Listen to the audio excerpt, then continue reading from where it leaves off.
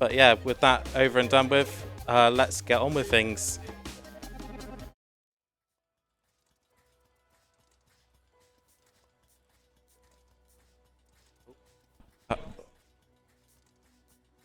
Hello. Hi everyone, my name's Arbalest, and we will be running Gestalt, Steam and Cinder today. Sadly, we did have an incentive that was for petting all of the doggos, which was our corgi percent, which hasn't been met, but we do have any percent, and just to make it up to you, I will pet one of the dogs on the way there. So you will get some dog pets being done. The main thing from that run would have been that we get an accessory makes us invincible at the end, which makes the fights at the end very, very easy. But sadly, we won't see that, so we are going to have to work our way through. Without further ado, I'm not going to go into too much more detail with it. We'll just make a start. So start begins when I press go, when I say go, and I'll explain the run as we go through it. So we'll begin in 3, 2, 1, go. So the main thing for this one, again, it's any Metroidvania, so we will be kind of working through our maps and doing as you would do with any other Metroidvania. It's quite a decent map size thing, but there's a few techniques in this one that we need to get really used to, which is going to be our combat is where the majority is. We're going to have a thing called sword flurries we'll see in just a second. And again, we'll be doing a lot of rolling to start. The main side of the movement here is around our rolling. I seem to be enjoying games where I can roll as our main movement choice. This will be the case for the first 20 minutes of the run. For now, we're just going to get through to some of the story points. So again, Gestalt is based in a steampunk world where there is some a bit of an attack going on, or there's anomalous things going on around the city of Canaan, and we are just trying to work as a bounty hunter to start. Who gets mixed up with things as we go on. There's maybe some other things to find out. We have two main things of attack here. We have our weapon, our sword, and we have a gun. That uses energy as we go through. So just a fair warning, there may be a slight bit of louder sound at this point, but this should go down very shortly. We're just seeing what's happening in the past. We're having a bit of a vision, so to speak, of what could be happening to the city afterwards. That's still quite loud. So these are our save points. They will act as effectively our checkpoints through the stage. So if we die at any point, which we will need to do some death warps down the line, we will go back to the last save point we were at. We are going to do get access to our skills trees from here, so this is a good tutorial as to what that is. We use our first point we have to get blade damage up by 5, which is we use towards the first boss. We should be coming up to in the next 5 minutes. Which is again just to help us whistle down that boss just a little bit quicker. It also does help with our entire run as we go on, because we have really fine-tuned the experience gain in this run as well, which is to allow us to really make sure we have enough skills for one of the bosses midway to the end of the game. So I should also talk about the elephant in the room. This game is run in simplified Chinese on purpose because, again, it is the quickest for skipping through the text. We're going to hit these boxes to get energy, so we can only use our gun when we have enough energy to do so. That is the kind of circular bar we see at the top left there. We can get a maximum of 4 bullets, which is what we're going to try and aim to get to. We'll be getting our second bullet after the first boss, but we can't do any of our attacks with the gun from that until we've got there. I've just taken a bit of damage I shouldn't have done, that's fine. I'm going to wait for this, just to be on the safe side. There we go. We will also get access to heavy attacks very shortly as well, which also uses the same energy. So there's a lot of control over what attacks we do, how we do them, and make sure we really always keep on top of our energy. We really want to spend our energy on bosses as soon as we get it. Because otherwise, just to make it a lot quicker. Now, there's 2 bullets we just got. So the second bullet we just access to there is effectively a Tesla shot. So every enemy has 2 health bars, so to speak. They have a stamina bar, which is the green bar, and they have the health bar as well. The health bar goes. They effectively have a defensive barrier with that bar, and they go into a stun position whenever we knock them down. So we want to get that down on bosses and enemies as quick as we can when we do fight anyone. To just do as much damage as we possibly can. We were also just quite lucky there. You saw that we kind of just fell through that transition This happens sometimes when you're trying to grab hold of a ladder, when you go in between stages with a ladder. Sometimes RNG will be very kind and we can just skip the ladder grab and it just lets us fall straight down, which is what we want. We are just working our way towards the first boss now, which is our Mega Best boss. One of these, just a little bit bigger, and we shouldn't be too far away from that.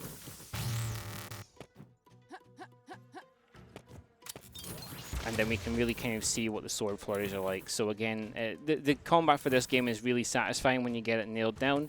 And hopefully I can at least showcase that a bit here when we get to the first boss. Sometimes a bit slow to start for me, but we should be quite good just to kind of showcase what the combat is like. So we're just getting a bit more story as what's happening here. These are the vaults. We're learning there's some things kind of been hidden away here for so long. So we're just doing a bit of investigation to it. We were asked to do this as part of our task from the barkeeper originally. We'll just grab this save point. I should mention as well that for every save point we get, we also get an ability point, and that's, as I say, that's important to our experience routing we need to do. So I'm just going to concentrate here to do the first boss.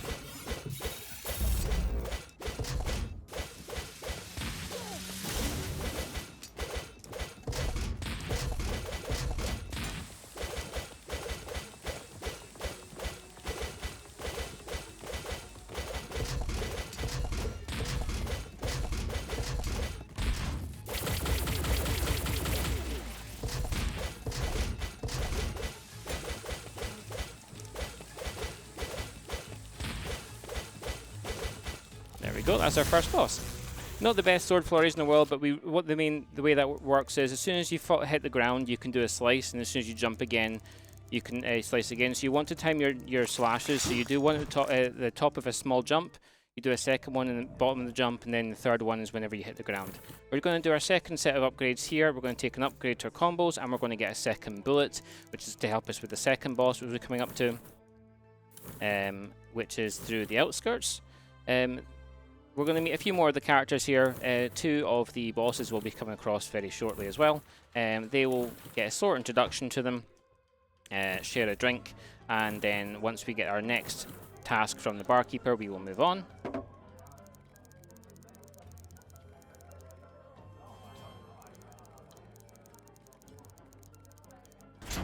There we go. And now we're into the outskirts. The outskirts comes to our first major boss. This is where we start seeing some more of the, to go into a bit more detail with the experience routing we were talking about. These boxes do give us some energy towards our gun, so we do want to make sure we have enough energy when we do this. In my practice runs, I've been forgetting enough energy for the bit I'm coming up to, so I'm just going to make sure I have enough. We are going to kill 2 enemies on the way. This is going to bring us to level 6. There's our level 6. So we're going to roll past this guy and shoot straight up. Now, if I've done that right, I should get a whole bunch of experience, which I do. So there is some objects through the stages which give us different boons. I didn't make that jump, that's fine.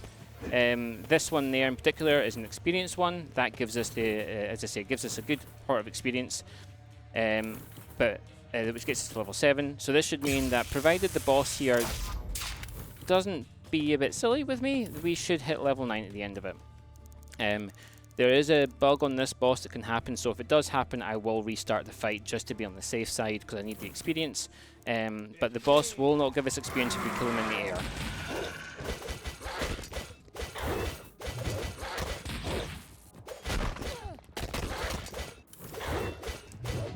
I will go into a bit more detail about how this boss works in just a second when I've got him stunned.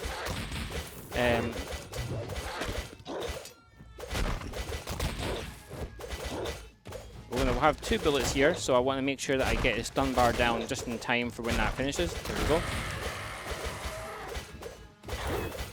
So the way this boss works is very interesting because normally whenever you do damage to them when they're in when they have stamina, they take a very set point of damage. But for whatever reason, this boss has more health. There we go. That's our boss done.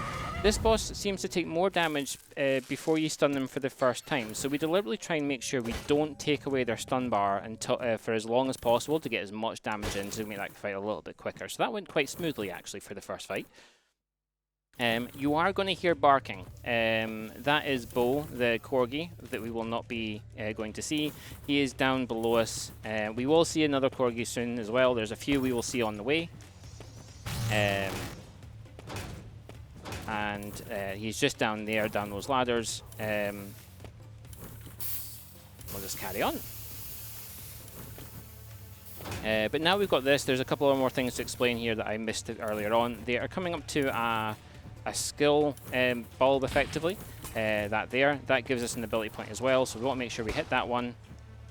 So we can get that extra ability point. We will need that soon because we need to start putting into specific attacks that help us get that stamina bar, that break bar, effectively down as quick as possible.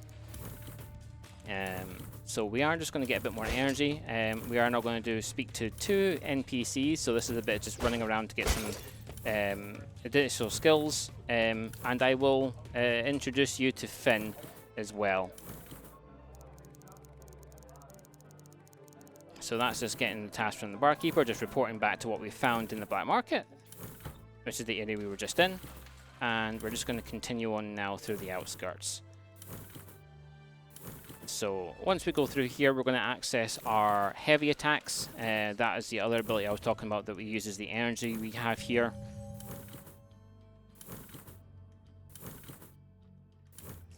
But first, more importantly, here's a corgi. Let's pet the corgi. There we go. Corgi has been pet. Now we'll continue. That was Finn. He gives us a quest to make sure we go and save all the corgis normally. So again, we're not going to get a chance to see them, but I do want to give you a chance to see the corgi being pet. This is Ada, who will tell us a bit more of what's going on from a historical perspective, just telling us a bit more about the underlines of the city. And then we're going to go speak to Bran, who will give us our heavy attacks. Now, you can speak to Bran first, but doing so, he'll just tell you to go speak to Ada in the first place, so it's just quicker to do Ada first and then speak to Bran. We'll now have our heavy attacks. This will now allow us to break down certain walls as well, so again, that's typical Metroidvania progression. We can now proceed on to the next area we need to go to, which is going to be the outskirts, where we're going to come up to our next boss as well after that. A boss we're not going to fight, instead we're just going to get hit instead. Whilst we're just running through this bit here, host Crazy, if you have anything you want to discuss at the moment, by all means, I should be a couple of minutes before we get to anything we need to discuss. No problem. Thank you, Arbalest. I'd like to say we'd like to thank everyone who has donated so far and give you a quick rundown of some of the amazing and truthfully helpful things Crisis can do with your donations to make a real difference for the homeless. £8 can provide someone with sanitary products, something that they may not be able to afford while on the streets. £10 can go towards travel costs to help people attend house viewings or job interviews. £20 can be used to help people struggling to pay their utility bills, and while £100 might be a lot of money, this can help provide the training necessary to help someone get not just off the streets, but perhaps also get into a full-time and permanent job. Thank you to everyone who has donated, and with a little exclamation mark donate in chat, please do keep them coming. Back to the run. Thank you. Perfect, thank you very much. So there was one chest we got there, just to give a bit of context. We now do start rooting a bit more into accessories. Before we used to buy a scope accessory to increase our gun damage, but we really started to lean more into the blade damage that we do instead, because the gun, whilst it's great, is more really used for taking away any of the stun gauge we see on the enemies. So in this case, we're not going to use the scope, which we would normally purchase. So we'd usually root a little bit of money rooting here. Instead, we got an ability ring, which is effectively giving us access to more damage and a little bit of resistance, which is really helpful down the line. This is the introduction to the shopkeeper, just telling us what's happening and saying if you can help him. We're going to say, no, we don't want to shop you at the moment. We will try and help you, but never actually will help them. It's fine. We're now going to do a quick jump from here to try and get this experience gauge. We did fine. Go, and we'll continue on. We are going to try and just go down here. I'm going to hit him and get the ability there. There's another ability just from across the way over here. It's there. And we see that ability trigger, so I'm glad we got that hit. We're now going to just roll down here and go past. And we'll move on to the section. I'm going to try this skip. So there's a skip that was found recently that effectively, if we can get it, will give us a means to skip about 30 seconds of the run.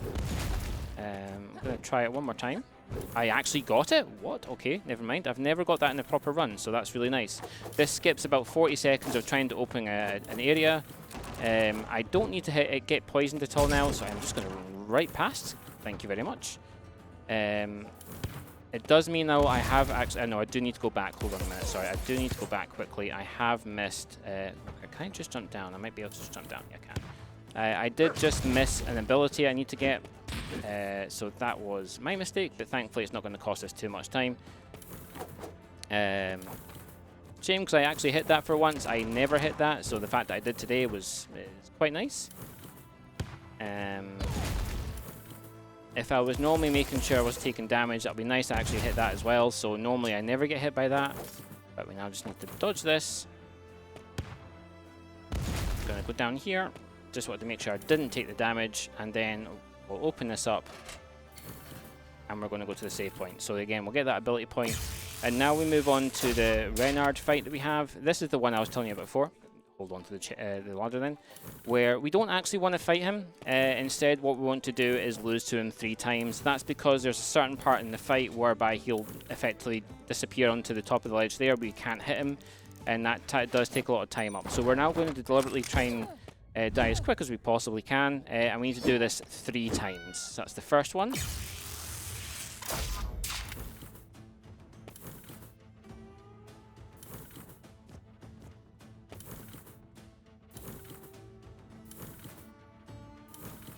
And now on to the second one. So again, we're really hoping that he's going to, after the grenade, he's going to go straight into a sword slash. The sword slash is the quickest. Instead, he's deciding to go for a bit of a skid. There we go. Thank you. So just one more, and what will happen is the fight will be interrupted by for us, and we will proceed onwards, where we will get our next upgrade for our progression, which is our double jump, and access to our main movement tech as well. There we go. Now he goes into this list. So that's just past the Renard, first Renard fight. Thankfully, nothing more we need to do with this one. We will now move on to double jump.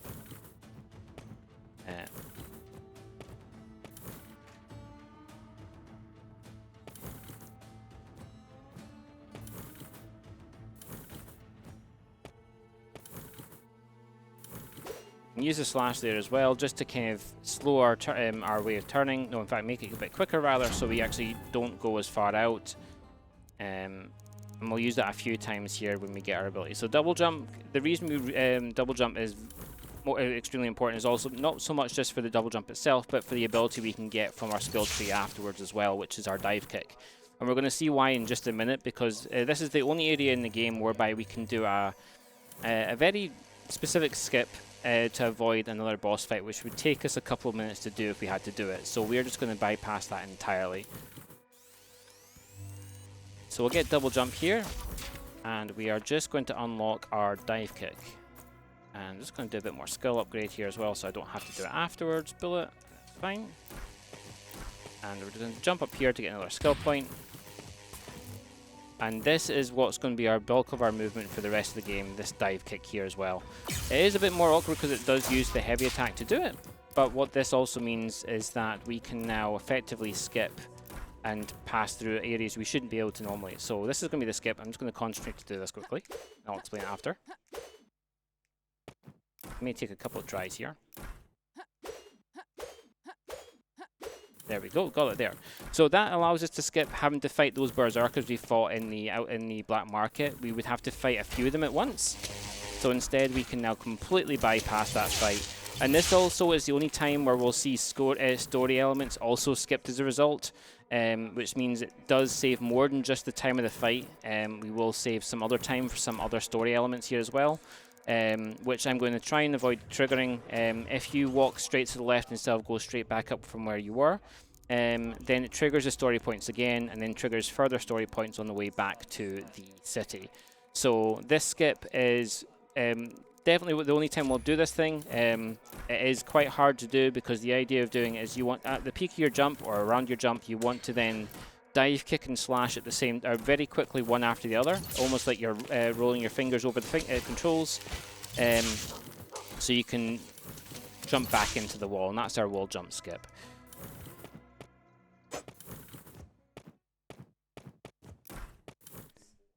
There shouldn't be any more than that, but it might be worth putting on just in case.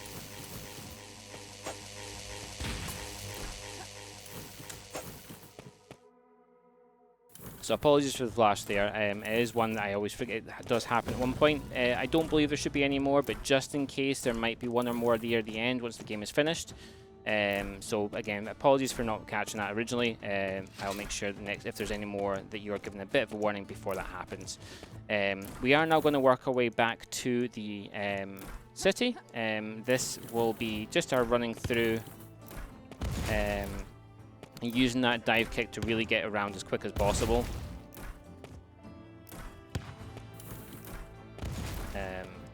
Where we'll then be moving back into the black market area to move, in fact, sorry, we won't be moving back into the black market, we'll now be going back to the vaults. We need to go to the vaults to go into the furnace area. Now I need to get this chest because this also has access to one of the items we need, which is whiskey. And whiskey gives us access to more damage with the blade, which is what we were looking to do as well. So it just helps with some of the fights coming on later on.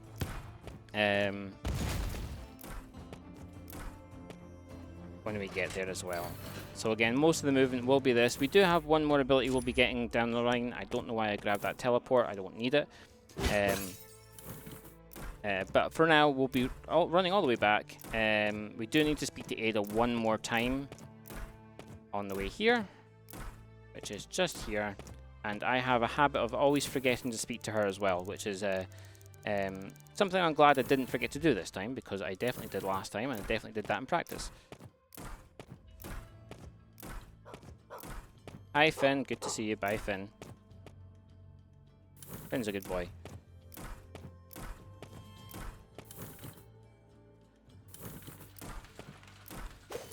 Just restore our health a little bit there to be on the safe side. We should be okay until we get to the next save point, but just to be on the safe side, we will restore our health. There's our big bugbear. Sometimes, just with the way we do the dive kick, sometimes we can, in error, hit the heavy attack as well when we're on the ground. Nothing too major. It's not going to cost us too much time. It would be nice to have the energy there, but we can destroy a couple boxes in the room we're going into to get that back as well, so that's fine.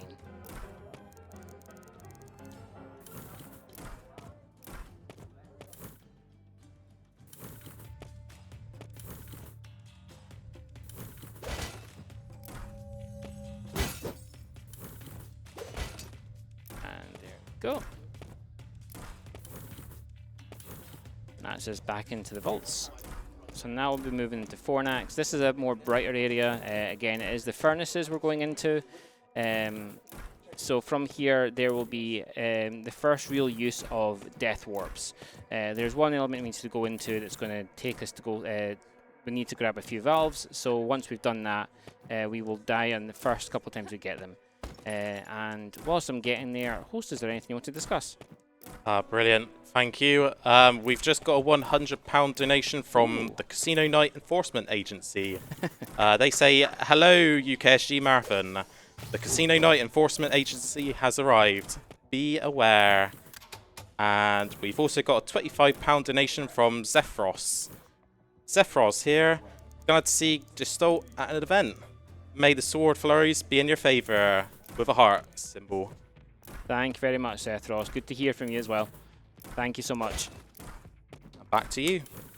Thank you.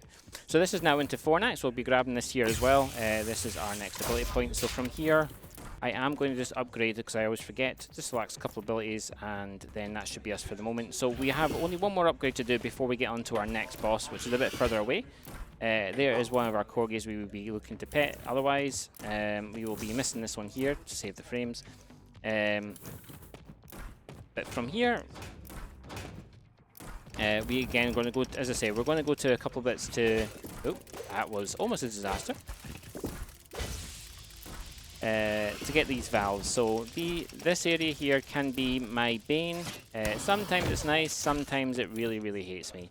I am really hopeful that this is not going to be too bad, but I also know that Fornax and Scrap C, which is the next area, can be less than forthcoming.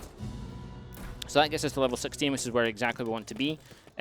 From here, we should only need to kill 2 or 3 more enemies on the way to make sure that we have enough experience. And that, for the reason for that again is for an ability we do need when we get into the Scrap Sea area. There's a boss which we need to effectively try and kill as quick as possible, which needs a certain type of bullet to two-shot him. And if we don't have enough skill, which we should, if done right, get to level 23. When we get there with enough experience and enough ability points, that will allow us to get that the Tesla bullet upgrade that we were talking about before. So this is the first of the valve sections we go to. It is a bit of a gauntlet we need to get through. I am going to deliberately start taking damage from here so that I can get this a little bit quicker. I got through that quite nicely, actually. That's good. So from here, when we get up to the top of this climb here, there'll be our first main valve, which is this one here. We will then just use the lava falling from this enemy here to take us out just that little bit quicker. And this is the first of our death warps we were talking about before there as well. So that's the first of 3. We just need to do one more death warp in this area, which is in B3.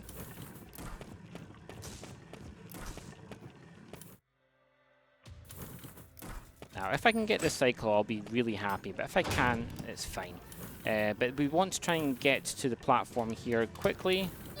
I've somehow managed... Oh, actually, it's not the quickest, but we're fine.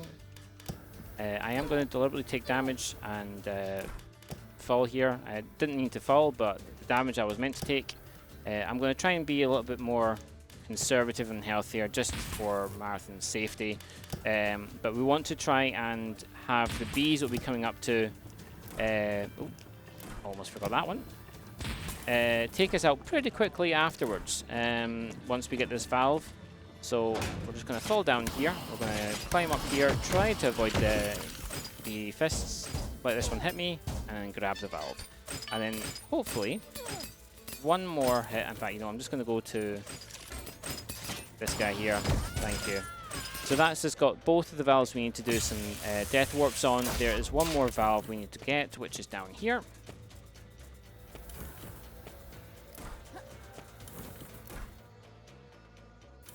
And this one here is going to be less around the death warps. There's a platform straight after the valve we get. This takes us back to the start, which is fine. But we do need to try and get through a certain bit quickly enough. Now, there is a bit with platforms. If you are not on the platform for long enough, or you're not on a platform that stays stagnant, then if you were to take a hit there, you would just fall back onto that bit. There's also this little pixel here we can just stand on while we wait. It doesn't do anything more than helps us wait a bit. We'll get on this platform here and jump up.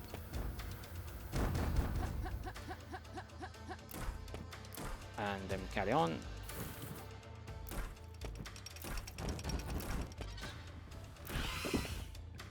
And we got through that nice and quickly. There's another ability point here we'll get. I'm just going to hit this bee, because this bee normally hates me. Get that. Just going to avoid these. I think it's the first time I've got through this room without taking a single hit, so that's quite a nice change of pace. And now we'll put the valves in that we've got, and then we're going to do what's called the Fornax escape. And this is going to be the first we're going to really see what happens with the dive kick. So one of the other features of the dive kick is that any time you dive kick an enemy, you get your double jump back. So that means we can do effectively, if the enemy had infinite health, infinite double jumps on those. So we are going to use that to our advantage using some of the bees, because they will follow you when you are going up. They will just continue with your vertical velocity as well, so they will continue to follow you. And we will use that to our advantage just to kind of do this vertical climb on this stage as well as fast as possible.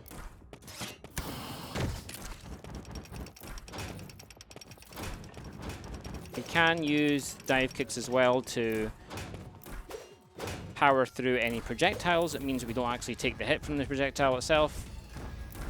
And just do a wall climb here. Fall over here. We're going to ignore you. Dive kick down here. And carry on. But I missed that cycle, so I'm not going to chance it. There is a slight pixel free there. So this is the first bee, which is I've decided to miss that jump twice. We're going to use that as to help us up, and this bee should hopefully follow us. Yes, there we go. We're going to go this way, up to the next bee, which is waiting for us. Jump over here, make sure they're following us. There we go. And so long as I don't do a silly dive kick like I did in practice, then we should be out of Fornax. And that is out of that area. Now, we're not going to come back here again. But we're now into Scrap C, which is arguably probably the hardest part of the game. Due to one of the bosses we have to fight. We only get one real chance to do it with to keep on pace. Due to not taking any other saves nearby them. So we are going to just work our way through.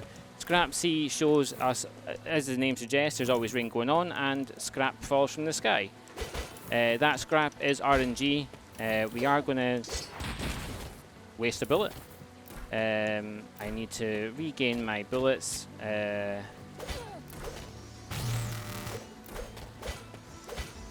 So I'm just going to hit this a few times. That should be enough. And then from here, shoot down again to one of those experience orbs things we were talking about before. And I just need to be very careful when I'm going through here to make sure I don't get hit by any scrap, because I've got no healing potions left.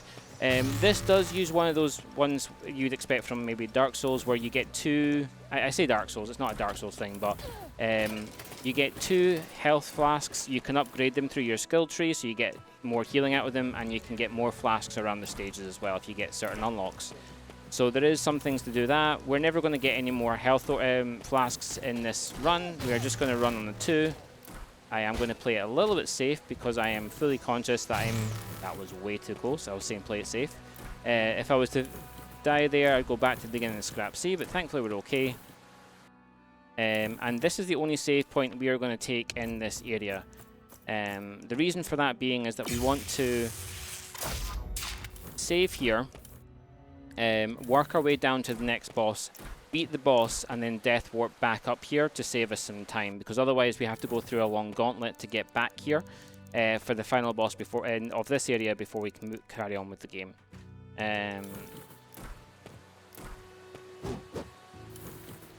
Double slice is always my favorite thing to do. That's not the dive kick. So from here, I am now going to start equipping some of our equipment. So this is I'm not going to need that at the moment. I'm going to equip these and this, and then our ring that we got earlier on, again to help mitigate some of that damage we will undoubtedly take in the next area. The boss we're coming up to is not a problem on its own. The problem comes more from the ads that he spawns in, which can do ridiculous amounts of damage to you very quickly and don't like to be stunned. So we have to be very careful with them. We have to kind of work around them. But for the moment, we are just going to work our way to them. This is the enemies in question. They do a lot more damage than you'd expect. That Arbalest, funny name, wonder where they got that idea from, is not the one we'll fight. There is a more regular version of the mob. I'm just going to get some more energy here because there's a skill point we need. But yes, there's the sword wielders. Those brutes themselves are the problem. I am deliberately getting experience from these just to make sure I have hopefully one enemy left to defeat after the boss to get me up to level 23, which should give me all the experience I need.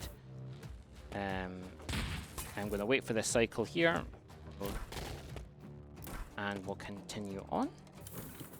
Now, this is the only enemy we cannot roll through even when they're stunned, so we have to wait for them to walk down to us and then jump over them. We're going to roll past here to get some more experience. And then work our way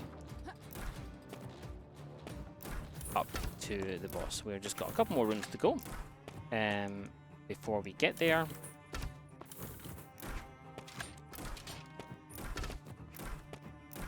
Just restore our health to be on the safe side.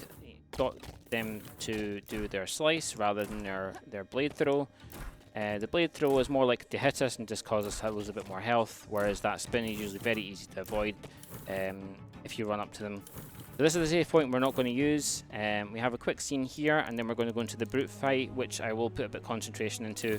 Again, this fight can be very... can go one of two ways. It can be very nice, or it can be very messy. And we are going to pop a whiskey as well, just to help do that damage.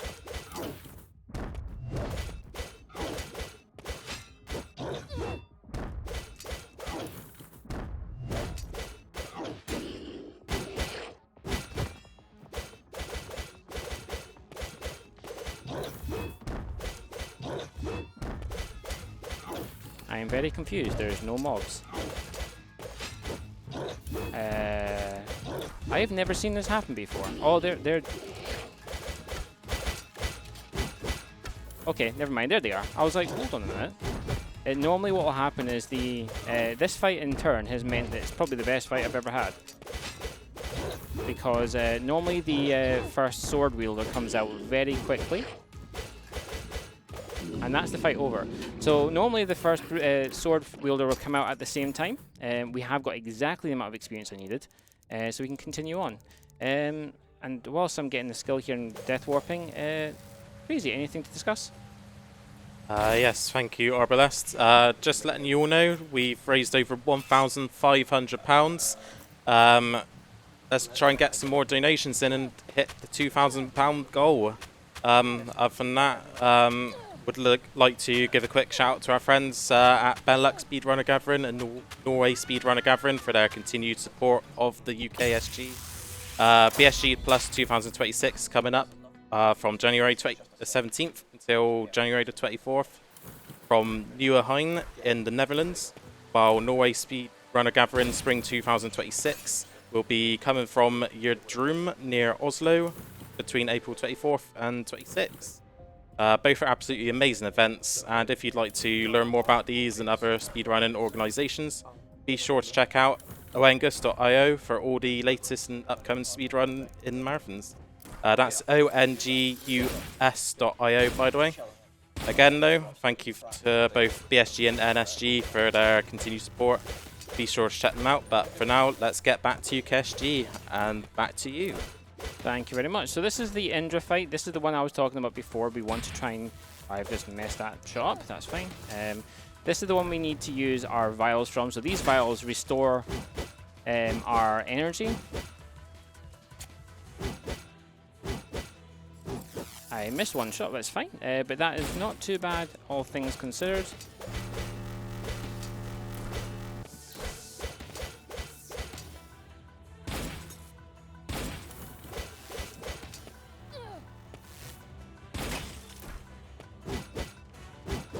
And we've got one more phase in this fight, which we just need to kind of shoot him twice on.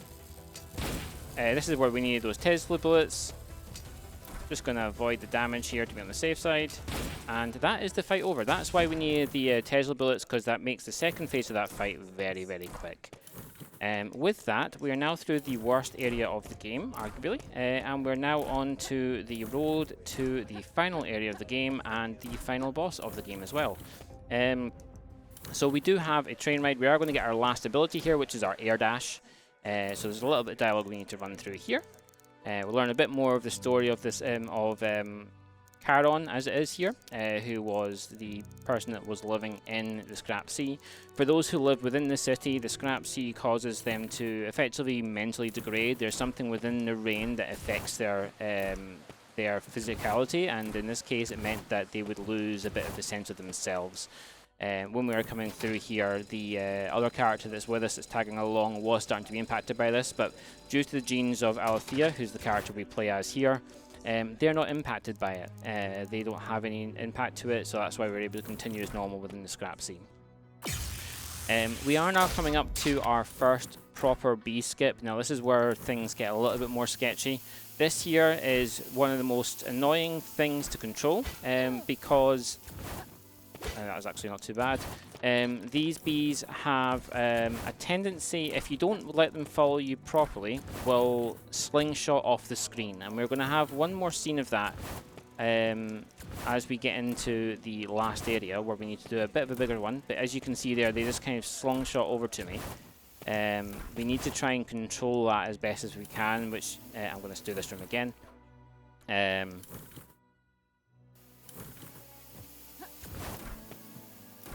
we go. That allows us to effectively skip the whole climb as well. You normally would have to go all the way around, but we are going to effectively skip the whole area. If I can get the jump. I mistimed that one, so let's get this one. And there we go. So that's us through the last time we'll be in the black market or the sewer area here. We are now going to get a bit more of a story thing going on, kind of finding out about the doctor that helped us earlier on, actually not being who she said she was, and also being one of those kind of monsters from the outside of the city, which is what we've been seeing. So just to give a bit of context, there's the enemies we're seeing, the kind of drugs and that, the problems that we've seen from the enemies, all seems to be stemming from outside of the city, which is what's causing some of the problems, because inside the steam of the city and so on is effectively keeping everyone in check and keeping them alive, but anything outside the city almost comes across as toxic or unusual for those outside of it. And there's a lot of other bits in there as well. I'm very much just paraphrasing some of the story. I do recommend giving it a try as well if you do want to, if you are liking what you see as well. We are probably... the pace we're going, I think we're about 10-15 minutes away from the end of the game, so we're going at a good pace at the moment, so long as nothing bad happens. And when I say bad happens, I mean the final two bosses. So this could go swell up to the last minute, and then the last two bosses will be mean. To get to the final area, we need to do a typical train ride. This is again a gauntlet, just trying to get to the other side to the next boss. These gunmen are not so friendly. I am taking it slow on purpose because this is an annoying area to get through. But there we go.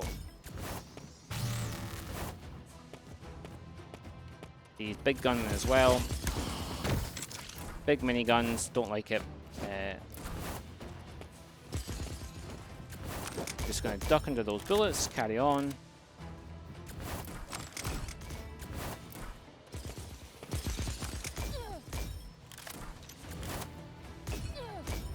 I'm going to have to heal.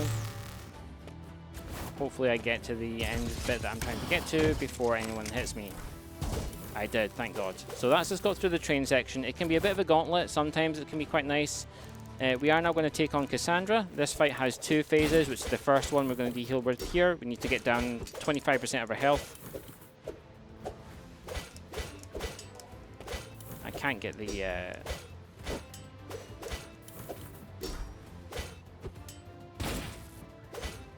There we go, that's what I wanted. So that's the first phase done.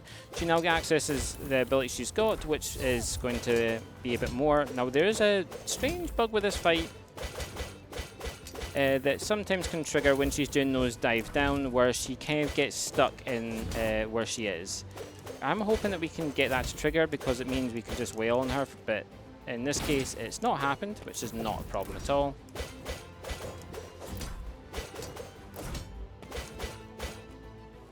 We are just going to then try and get all the damage we can into her. We're just going to keep breaking her as best we can. We are going to do more neutral attacks. We can do it down... There we go. That's what we're talking about there.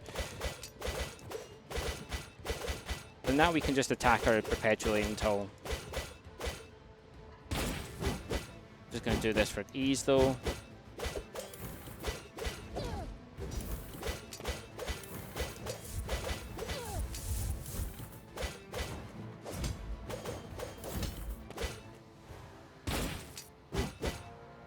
And that is that fight over there. So we can use that and just attack continuously, so I would recommend doing that if you get a chance while you're learning the fight, but it is still slower.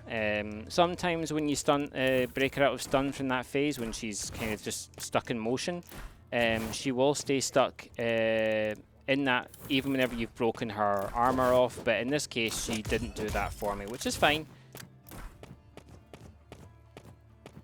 We're now into the final area, which is going to have our last major skip. So rather than try and go through a full set of climbs, get access to some wind turbines, which are then going to give us the ability to move through things, we are going to try and use those bees we were talking about before to do one final skip.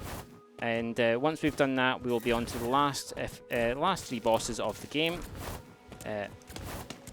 and on to the end game.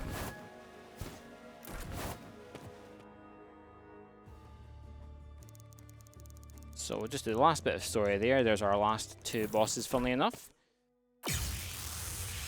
Now, I'm deliberately not getting any more skill points at this point in time, so I want to make sure the damage I'm doing is very set, because if I do any more damage, I'm going to defeat the bees in 2 hits, which is going to make this harder. So I need to climb up the entirety of this waterfall without going up the way it's meant to, the way it's intended. I need 2 bees to do that, so long as they follow me and actually do what I want them to do.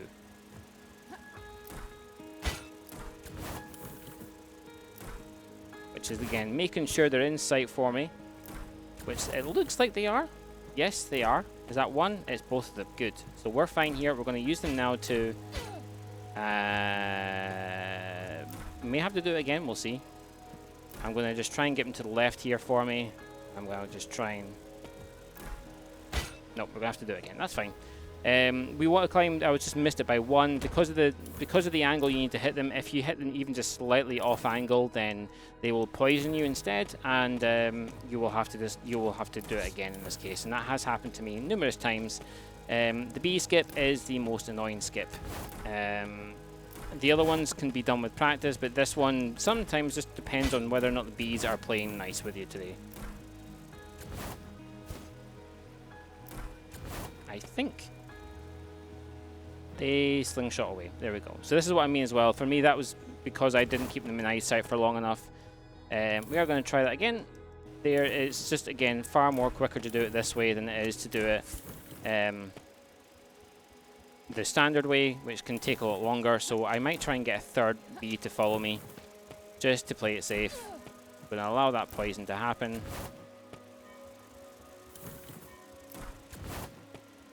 Just heal up to be on the safe side. 2 of the bees decide not to follow me. Come on.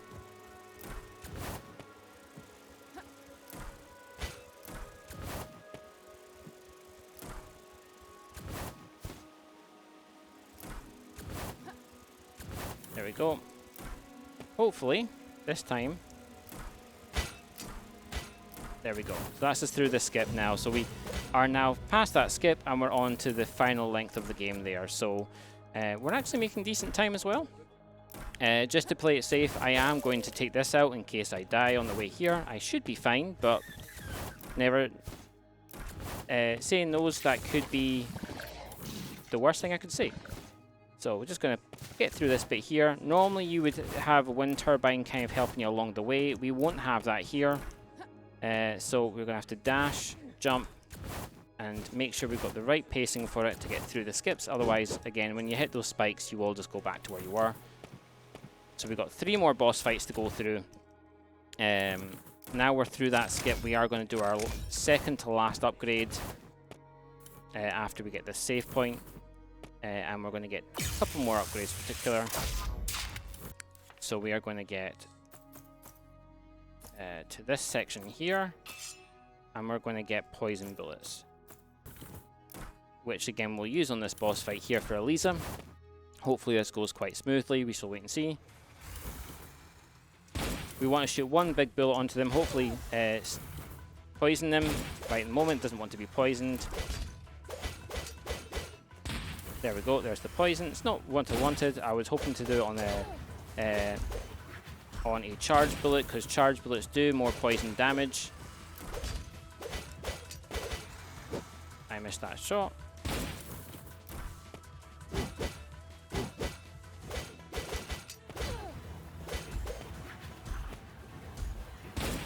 Missed that as well.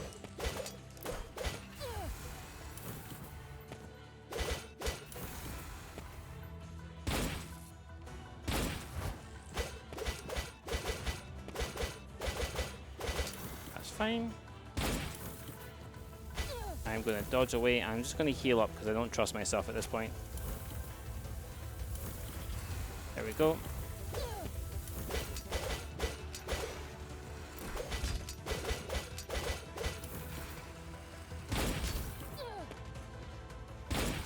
That should mean, yep. There we go. That's the fight over there for that one. So we've got 2 more fights. We are going to have Cassandra walk us through here as if we've been captured, so we can get to the last couple of bosses. We are going to do another upgrade here.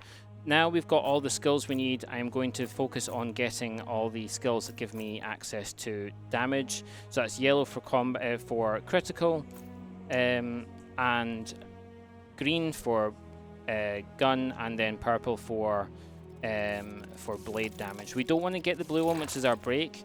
We would normally get some form of break on this, but for the final fight, it has no use whatsoever, so there's no point at this point in time getting it.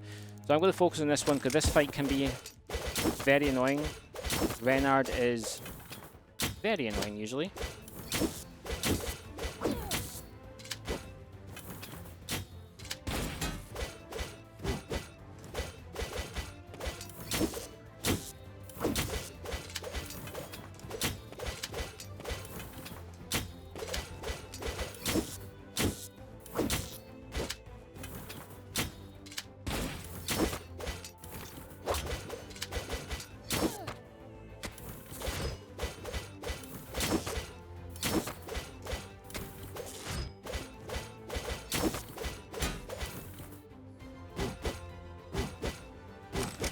I wasn't expecting that. I didn't realise I broke him.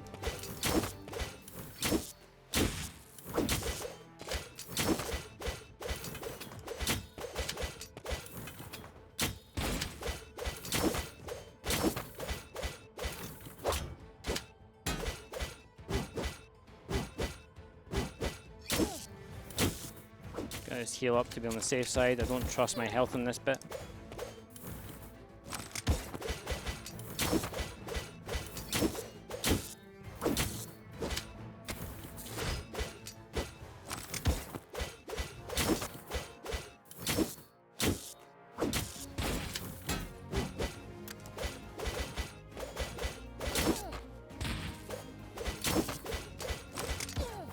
I'm just going to play safe. There we go. Managed to get through that. We do have some more skills to get, so the only thing I'm now going to make sure is on my hotbar is this, which is called a Leon's Brew. Leon's Brew effectively allows us to do more critical damage and has more chance of critting. So from here, I'm going to use Leon's Brew against the final boss and hopefully get through it quite easily. Actually, I am going to just speak to you again. Hold on. I am going to play it safe, and I'm going to get this, which is effectively a second life in case something bad does happen.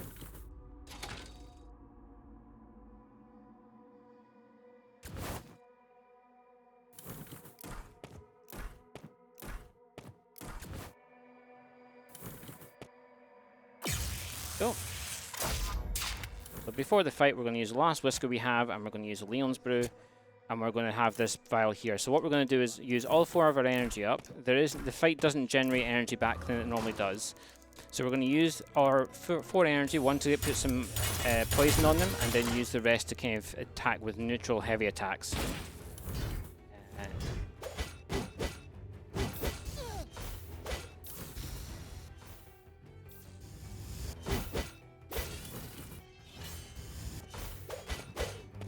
And then this is on to the second phase. I'm going to use, it didn't get that off in time, it's fine. I am going to use this now to, oh, it did actually work. Never mind.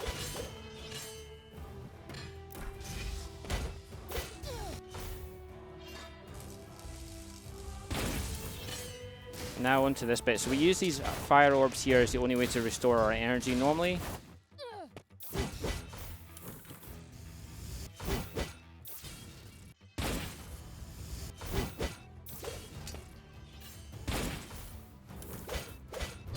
I got hit by that. I just saw my health. So that's me lost my extra life. I'm going to play it safe.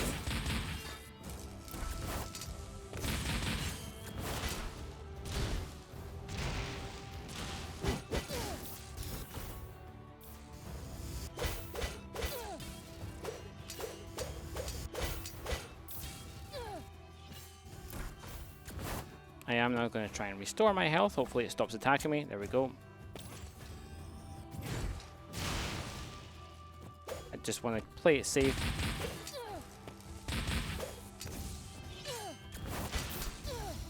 ideally, if we can also use these fireballs to take damage to avoid taking damage from him. I'm not going to play. I'm just going to play it safe. I do not want to die.